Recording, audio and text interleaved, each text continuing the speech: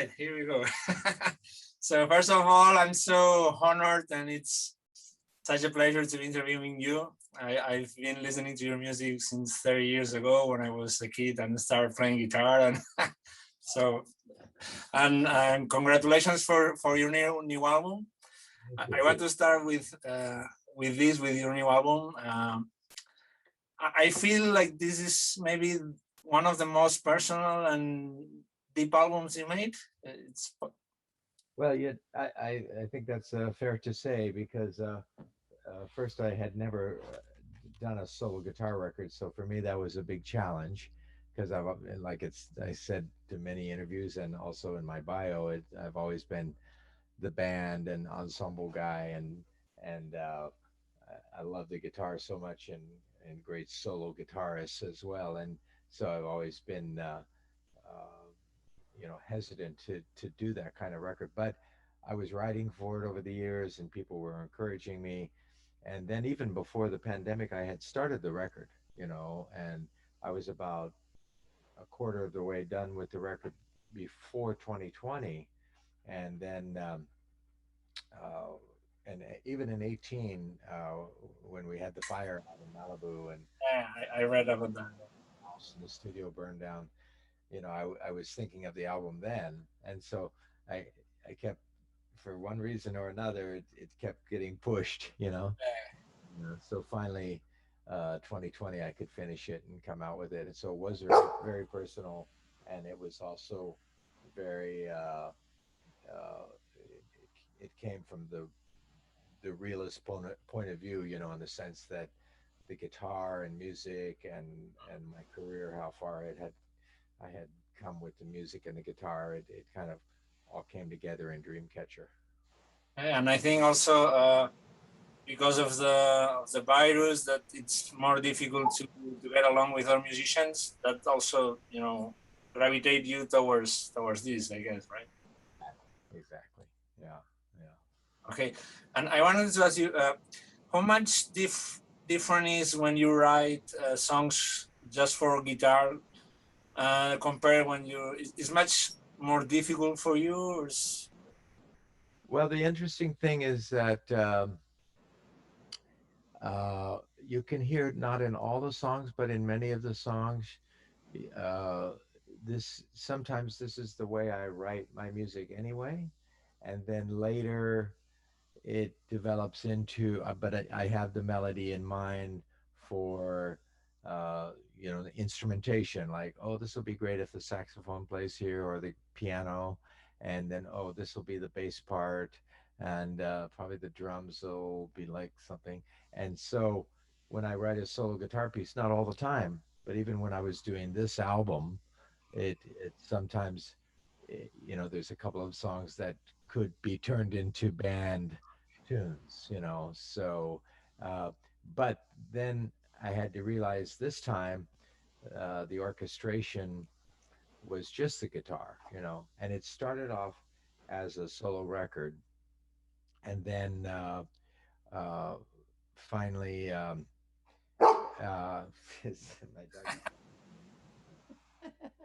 my guests?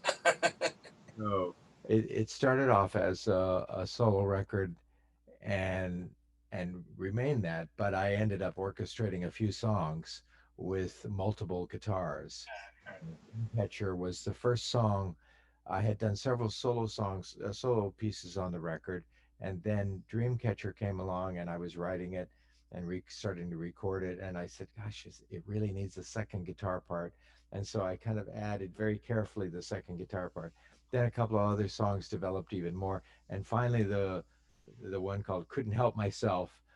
I went back to, the guitar synth, the Roland guitar synth, and multiple rhythm guitars, and acoustic rhythm guitar, and programming, and there was something like 20 guitar tracks on that one. Yeah, once you start, you cannot stop putting this and this one. Not much. Yeah, yeah. And I was curious about when you record like solo guitar pieces, do you use click track? I mean, because if you record another guitar later, I mean, if it's not with click, maybe it's more difficult. Or Dreamcatcher, I did not. and that first track, and one or two others I did not, but then several others I did. Lighthouse for sure, and Couldn't Help Myself for sure. Maybe a couple of others. So it depended on the song and how many tracks, and if I was having a little bit of uh, any kind of uh, little percussion or something like that, you know. But I purposely tried not to do that. In fact, my son Wesley, who's plays drums Right? in my band, and and I was trying not to add a snare drum or a bass drum, any kind of programming, because then I might should just do a record that features Logic Audio or Pro Tools, Yeah. and so I was really trying to do just my guitar record, and so Wes, my son, was saying, "Dad, don't put the bass drum and the snare drum from programming." I said, "Well, I couldn't help myself, and so, but yeah, I left it at a minimum, so yeah. Hey, let me take care of this little guy for 1 second, and I'll put him in the other room so we can concentrate better. Okay? Hang Yeah. on. This Yeah. is so funny with the Zoom, right? Oh And, yeah, that's and, great. Like technology is good with these things. and the other day, I mean, well, I don't know, a couple months ago, I was having a meeting with a big music company, a big guitar manufacturer worldwide, big company, and the president came on to talk to me, and and it was in Asia, and the little son had no idea what was going on. He came, Daddy, Yeah, and the father was so upset, but that happens every day now, right? yeah, I think that's part of our life now with the lessons online, meetings. Yeah, yeah, exactly. Yeah. Okay, about the recording.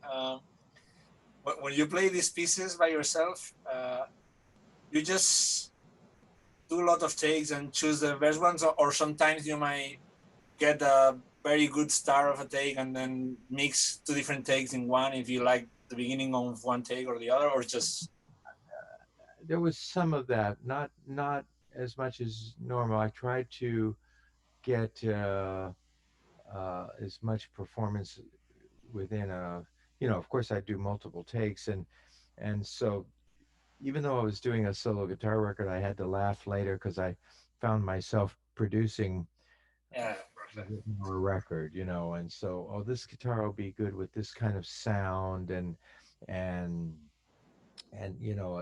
obviously there was more pops and squeaks in the acoustic guitar stuff than there were normally, but I let a lot of that go. I thought, okay, I have to be more natural about it, and because also my studio, I had this incredible new studio that I had built in Malibu because it used to be in more the center of Los Angeles, and I had built the new studio back out in Malibu, and I had done one project there in 2018 before it all burned down, and so all my good microphones, all the studio self, the board, the Trident Series 80, all that stuff was gone, and several people helped me put it back together here at this location where I did the solo record.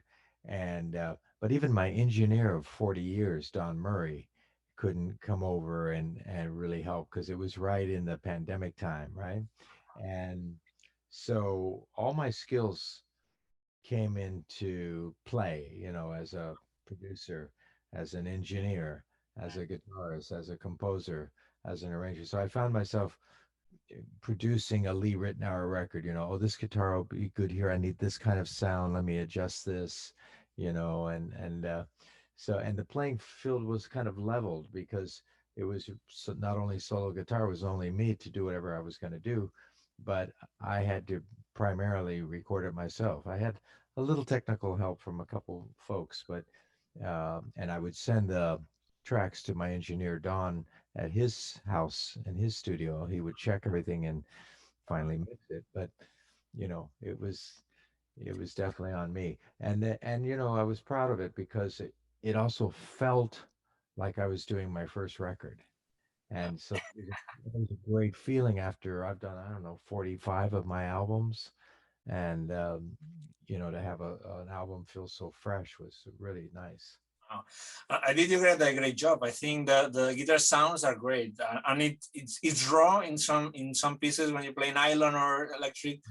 You can hear noises, typical noises from the acoustic, but I love that. It's sounds so great. It's like, Yeah, well, that's why I felt it was almost important to keep it kind of raw, and a lot of people are used to having my stuff more polished, but I felt this was more authentic. oh yeah. Actually, there was a song Lighthouse that you play for guitars, and there's like a rotary sound that I love. That it's like a Yeah, pedal, or you went to like a big rotary. yeah. No, I think I was using the vent, VENT, the vent. Yeah, Okay, it's called mini vent. It's one I of know, the I know that pedal. Yeah, I was just curious. A guitar curiosity. so. I didn't even have an idea to use that many effects when I originally did the album. I was thinking more acoustic, a little bit jazz guitar, but then it Nice. progressed, and I started. For me, it's a lot of about orchestration, and I learned that over the years from being a studio musician, from playing with people like Dave Grusin and all my friends, that it really is about orchestrating, so I was able to do that and enjoy that process. Yeah, actually, you have one of the songs dedicated to Dave Grusin, and you talk in your web about that you were thinking how he would, orchestrate or Yeah, something. exactly. And it's funny, when I was playing, what would the bass do here? What would the piano do here? What would, rhythmically, if I was playing?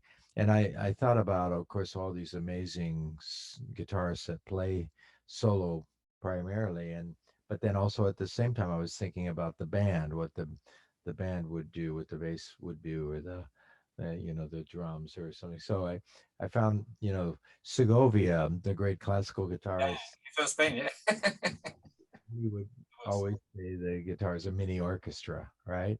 And I went to a couple of his master classes when I was a kid and when I was going to USC. And, uh, that's a famous statement that he made. And of course, the guitar is a mini orchestra.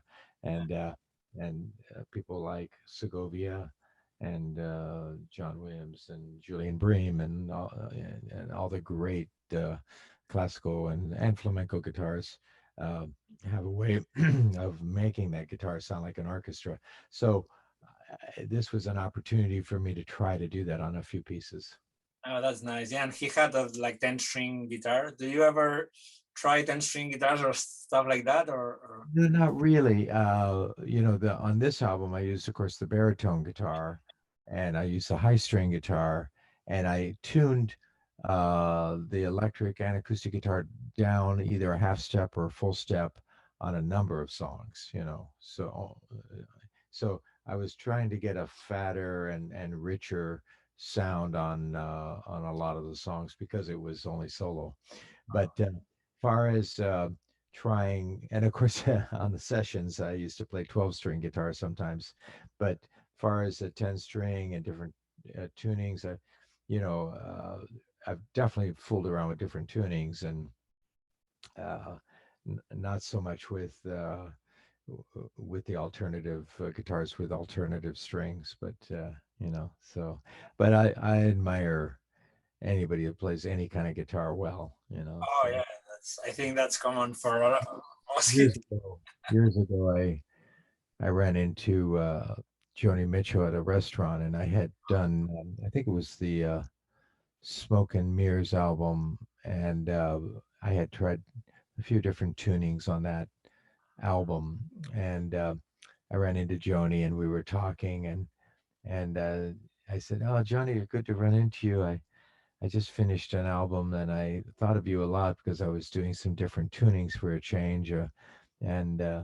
And she said, "Uh, why did you do that, Lee?" She said, you know all the names of the chords and how to play all the chords. She says, I only use the tunings because I don't know how to do that on the guitar.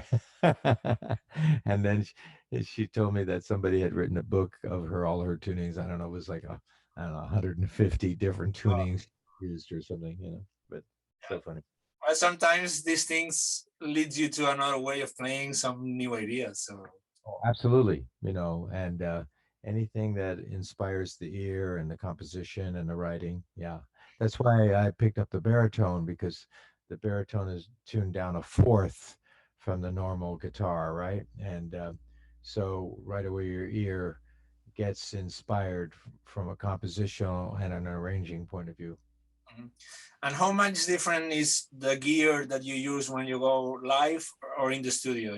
That's it's very different. Well, definitely the studio, again, I found myself here.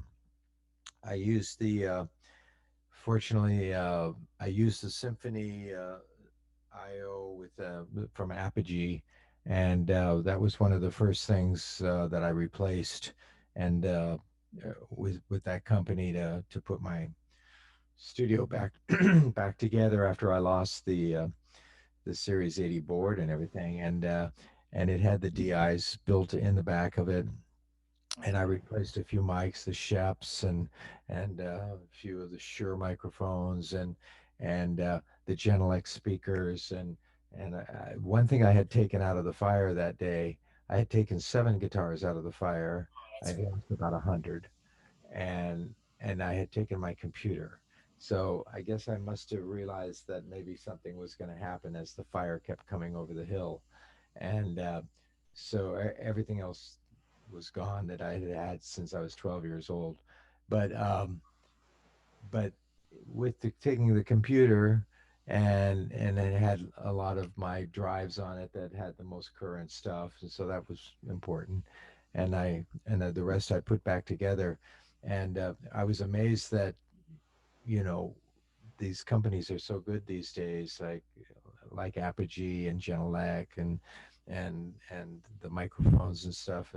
It's like you can put together a good system relatively quickly, and it still can be expensive, but not crazy like the old days compared to what we used to have to do in the studio.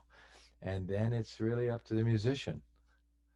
yeah, yeah. I think there's the evolution in some parts. It's great.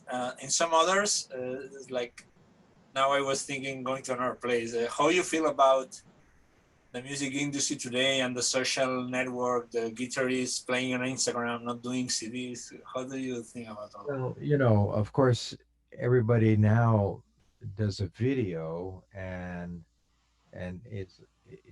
like you say on Instagram or whatever, and so they're recording themselves, and there's the video audio is one. There's no difference now between those two elements, and so making records is different now. I still make records, so for me, hoping that somebody listens to the album, uh, from not necessarily all at once, but uh, there's an adventure and a story if you do listen to the whole album, and so the and I was balancing the compositions and the guitar sounds and how I placed the songs and all that stuff that I still care about, and but the new generation, is used to they watch somebody's video and they move on, and they may watch them again or they may not, and of course if they get maybe some video, some 12-year-old guitarist is like unbelievable, and all of a sudden he has millions of hits, but then later, did he get established or not, so somebody like let's take somebody like Joe Bonamassa, fantastic, great guitarist, singer, blues guy, really the contemporary, one of the guitar heroes today, and sells a lot of records, puts on a great show, and is I'm a friend and fan, period, right? And so there's somebody that is making great records still, and so there's a lot of young people that are fans of his, and then they copy somebody like Joe, right? and then they, you know, it's a copy of a copy of a copy of a copy. Yeah, yeah. So originality is still the most important thing, you know. So I brought up Joe because Joe is primarily in the blues and the rock, blues rock area. And so, but you know, it sounds like Joe Bonamassa, you know. So it's important to have your own identity, you know. So of all the millions of guitar players out there, it's important to have your own sound and own style, you know. So Steve Lukather and Toto, they have their I was own. interviewing a few weeks ago. Look at her. He was great. Exactly, exactly. And you know, a good buddy of mine, and you know, there's, you know, obviously, Kurt Rosenwinkel has his own sound. Metheny has his own thing. John Schofield, and Mike Stern, Ritenour, Carlton. Yeah, You of know, course. so it's important that people do get their own style, and you know, you take from all these great historical people. You know, I grew up in an era where there was amazing guitarists uh, all the time. You know, in the '60s and '70s, you know, there was Segovia was there, Sabicas was there, you know, Wes Montgomery was there, Kenny Burrell, Jim Hall, you know, Hendrix, Beck, Clapton, BB. You know, yeah, Chet Atkins. In every style, there was amazing guitar players to be influenced by. Oh, now that you remember, you remind me. There was. This is not a question. It's more of like a personal demand, and I think that million people everywhere would ask the same. I think the world needs another Larry and Lee Volume 2 album. Is that Ah. possible? Yeah, you know, that wasn't an easy record to But it's genius. It's like, at oh, the time, but it holds up. You know, once in a while I hear that record, and then it's a nice album. You know, it's a but really is there a possibility that you would do like a Volume 2, like, or well. is We haven't been in touch for a while. He lives down in the Nashville area these days, and and you know, that's the problem also with the pandemic, is that you have to go out of your way to be in touch with people, which of course we do. But you know, all of a sudden you catch up with somebody. Each call is a half hour, an hour, and three calls and 3 hours go by. You know, I so know you lose the it, whole. that's musicians. You know, when we're on tour, when we're at rehearsals, you know, there's, and especially when you play these festivals, you see many people. You know, so we miss that part because, you know, I've gotten used to. I didn't have time this morning, but sometimes I'll pick up a guitar and I'll do my interviews, and I'm playing at the same time, and Then I have to do another interview some other day. I can totally noodle and have a full conversation. I learned that from being backstage, because sometimes at these big shows, people would want your attention. You know, the press or the promoter or the fans if you were in LA and stuff, and and sometimes uh, you know, I wouldn't be focused when I went to do the show, you know. So I found out if I kept playing, I could talk to anybody, and I would walk around the theater or backstage, you know. I'd be backstage at the club, and yeah, come on in, say hello, you know. So long as I have a guitar in my hands and I'm warming up, I'm fine. uh, you remember once I heard that John McLaughlin when he was playing here in Seville for this guitar thing they did many years ago. But he would go to downstairs to eat with the guitar, and he was eating playing guitar. It's funny. I believe that for sure. There was a International Jazz Day at the White House when Obama was president, and it seems like another long time ago, and uh, and it wasn't so long ago. But uh, John McLaughlin was there, and me and Pat Metheny, and we were standing in a circle talking and hanging out, and Lionel Luecki. So there was four of us, and I think we. He used to be my neighbor a long time ago. I was in Boston, and he lives in the same. Oh We were yeah. studying at the same time at Berkeley, but he Uh, was already, and but he was living in the same building as me. Oh, that's great. He's a great guy. So all of us were at the after the sound check, standing around the gardens at the, with the White House there, and we were all kind of noodling, and somebody took a picture. It's floating around somewhere, and it's so funny because we're all noodling on the guitar, not plugged in, just talking, having a conversation. Yes, that's great. Actually, this reminds me of something. After so many years playing, and you are one of the greatest, but you still practice daily, or just play? I mean, just to keep, you know. Well, during this time, because we're all stuck at home so much, when I was making the record, that was great because I was concentrating on, hours every day, having the guitar in my hands, and that really was a good feeling. And then um, we also had to start rebuilding our house in Malibu that we lost, and so that's like a full-time job just in itself, to get to get that together. And so I found myself not having as much time, but now it's interesting because and I talked to a lot of other professional musicians. In my case, I was doing a lot of listening and listening to Spotify, Pandora, and just things I wouldn't normally listen to. And so it was a great kind of refresh, and not having the guitar in my hands. So somebody like me that's played for since 1960, I've been playing the guitar, right? And so it's like 60 years of playing the guitar. So, and not to be playing so much, but again listening, and sometimes it's jazz, sometimes it's blues or rock, sometimes it's classical, sometimes it's Brazilian music, world music, and something will catch my ear from a guitarist, and so it's kind of it's can be refreshing to take a break. They say that Jeff Beck doesn't pick up a guitar for months and months and months, and then all of a sudden he picks one up, and of course that's Jeff Beck. He always sounds great, So, Yeah, well, he's one of the greatest, that's for sure. And yeah.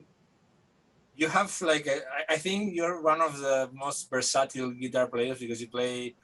I mean, you can feel you have like a classical background. You play Brazilian, you play jazz, you play rock, you use distortion. Then you got all these Wes Montgomery octave playing. Like, how did you manage to play so many different styles so good? Because I think it's Well, very hard. it happened to be growing up in Los Angeles, growing up in the era of starting in 1960 on. It was an incredible time, for the guitar, so you had you had just so many.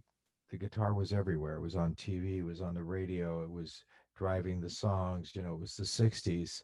So you did have great bands, and um, whether it was Crosby, Stills and Nash or Love and Spoonful, or everything was driven from the guitar sound. And then you had these Clapton and Beck and Hendrix, and then you had Wes Montgomery, Jim Hall, Kenny Burrell. You had all Barney Kessel, Joe Pass.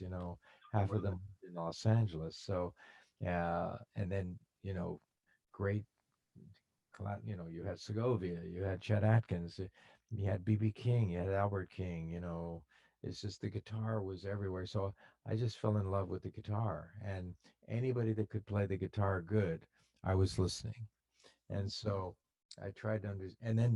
And then Motown started to happen, and Motown got real popular. My sister would be playing Motown records. I didn't care that time about the songs, but I kept hearing these rhythm guitar players coming out of Detroit, and Uh-huh. the music was so funky. It was just so fun, and I loved rhythm. So for me, a lot, that's why I think when I met Dave Grusin when I was 18, 19, Dave was also that kind of versatility, but really loved, uh, whether it was, you know, young musicians like a Marcus Miller at that time, and Funkin' for Jamaica, or one of those kind of tunes that Dave was involved in, and I played rhythm guitar on. Or you're talking about a classical orchestra and him conducting for the movies. I saw that incredible musicianship, So it really comes down to musicianship. So I kind of prided myself on trying to understand, and a distortion sound, whether it was an amp turned up to 10 with a Marshall, or it was a great distortion box, There's a lot of cool distortion boxes now. it was unbelievable. Crazy. Uh, the sound for me just became the guitar is just such an amazing instrument. I love saxophone, right? And saxophone is when you talk about people like John Coltrane or Stan Getz or Michael Brecker or any of the great saxophone players. Um, I had Ernie Watts in my band, and there's just amazing saxophone play. But and of course, there's so many different ways you can play the saxophone too. But the guitar can go all these different places. So it's an amazing instrument. So I just fell in love with the instrument. Yeah, you have actually. I think that the picture of your album that showcases many guitars. I think you designed it. It's. I think it tells the story that you play many different guitars, many different sounds, and they are all in the album. So Yeah, and the cover of the album, it's the inside of it literally a dream catcher. So for me, the guitar has been my dream catcher all these years. and I think it's good that there's so many different guitars and your name in the middle. So it's kind of like your life. It's Yeah, exactly. Yeah. So do you listen to your old stuff a lot, like your old CDs or your not primarily, and I had a couple fans and friends send me my LPs and my CDs because in the fire everything burned up, right? So I didn't. When I walked out of the fire, I didn't have anything. Of course, you can access any of the stuff today on Spotify, and so uh, I, sometimes I'll put a station like Al Jarreau Radio or something, and then it it bleeds into bouncing over to uh, David Foster and Jay Graydon, and then all of a sudden it'll bounce over to my stuff and Larry Carlton and and Pat Metheny and Wes Montgomery, and so a lot of my music, the algorithm will take and start playing stuff that was either other people liked or that it thought that I would like my own music. And so it starts playing sometimes some of my older stuff, and not just the hits. It's a wow, what's the name of that song? And it would be playing on the Pandora or Spotify, and I can't remember the name of the song or which album, and I'd have to go look. And it was like, oh yeah, that was such and such from 1987. Wow, it sounds pretty good. So the stuff, surprisingly, we put so much time and energy and love into it. When you put that much time and love and getting the sounds and the mix and the great players and writing the tunes, the stuff does hold up. there's a curious story I read about Paco Lucia about this, that he said that once in his city he went to a bar and there was this flamenco guitar playing in the radio, and he went to the barman and said, "Hey, who's this guy? He's great." And I was like, "Are you kidding me? No, I'm serious. I like this guy. Who is he?" He's like, "Paco, it's one of your oldest records." I was like, "Oh man." And he said, "For once in my lifetime, I came home and I was happy, like, oh, I like the way I played for once in, in my lifetime." That's a great story. I can hear Paco saying that. Yeah. And man, the first time I was going to USC, later I told Paco this story. I was going to USC, so I was 18 or something, 19. And no, it was, yeah, I think I was 18. And we had heard about Paco de Lucia and had heard his records and thought, wow. And so we played at the Dorothy Chandler Pavilion, which was the classical theater downtown, and it was close to USC. So me and a bunch of my friends, we went to hear Paco, and it was like I never forgot that show. That was like incredible. I knew I could never play the guitar like he did. Oh no, it's different styles. I mean, I Yeah, think we are at the same level but different styles. It's like, I loved him, man. I loved him. Yeah. and also another thing I was thinking, when you're preparing a show, let's say that you do like the repertoire for when you go on tour, when you pick up all songs, does it happen to you that, oh, I have to learn this again, I forgot this song, and it's difficult for you, or it's, Well, actually, it's as you get older and you have so many songs and so many albums, I definitely, and now a lot of the music is online, but even some of the charts I don't have anymore. So it's like I have to like remind myself how a particular tune goes. And some of the guys, including my son, says, "Dad, when are we going to play Captain Fingers?" And it's like, I'm too lazy. that one will take a minute. No, why not some other tunes, because you have like pretty difficult stuff. Yeah, so unfortunately, I'm starting to run out of time a little bit. So but Okay, can I do one last question? sure. Yeah, I wanted to know if you have plans of going on tour with this CD, like in Europe, if you come here to play when this virus stops, and if you have thought about your next album, what's gonna be? Uh, there's a few. Yeah, actually, I have been thinking about the next project, and but I have to keep it a little bit of a secret now. But it's a bigger project and involves a lot of uh, the guys that we all love, and so definitely be a band oriented project, and so I, I- and I think you will find musicians going into the studio recording with other musicians besides just making music online and doing it themselves with the computer. But I think it's important to also go in the studio and play with a band, and not everybody can do that these days, because it's expensive and it usually takes a budget, and a good budget.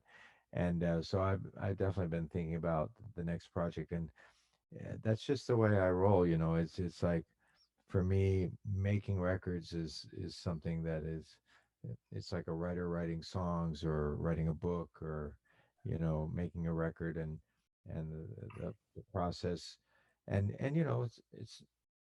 it may not be for everybody, but the records I've done, and there's a lot of them now, like we said, there's like 40, 45 records, and some of them hold up, and it tells the story of my story with the guitar. So I'd like to continue that. I always remember Les Paul, and who I knew and had this incredible memory. He was famous for his memory and his mind. He was so sharp all the way through his entire life. And I ran into him at Capitol Records late in his life, and somebody said, "Oh, Les Paul's down the studio." I said, "Oh, let me go say hello." So I didn't know him that well, right? But every through the years, I would say hello, and so he was talking to people, and people said, "Ah, Les Paul," right? And so he said, "Ah, Lee, nice to see you," and he was so sharp, and we're talking, and and now he's, I don't know how old he is at that time, in his 90s or something, getting older. And so I said, Les, I have to tell you one story. I said, I'm sure you don't remember, but it was exciting for me when I first met you. And Les said, oh, I remember when I first met you. You were playing at the jazz club Dante's. I don't know how old you were, but I think you were a teenager. And I came into the club and I said, how do you remember that? And so he had this amazing mind. So, I think music, recording records, when I did this record, I was with these people. When I was with this record, I was with these people. I think for musicians, it's a way of keeping sharp. Well, well, just to end, I want to say thanks so much. I just want to say that many friends of mine, musicians that are professional musicians like me, they all tell me, "Oh, you're gonna talk to Lee. Say hi to him. Say we love him." And I Uh, would like to thank you for me and for all of them for being such a great influence for our lives, for our music since so many years ago. So thank you so much. thank you. Thanks for the interview. It was great. Yeah. I love. I've always loved Spain and never got there enough. And I thought when I heard we were going to do this interview, I said I got to make sure I get to back to Spain soon. You know, We would love to see you play here again. Yeah. yeah. So we will be back. Let's go. Okay, it was a pleasure. Thanks so much. Thank you. Now, Bye bye. got Bye. playing. I will.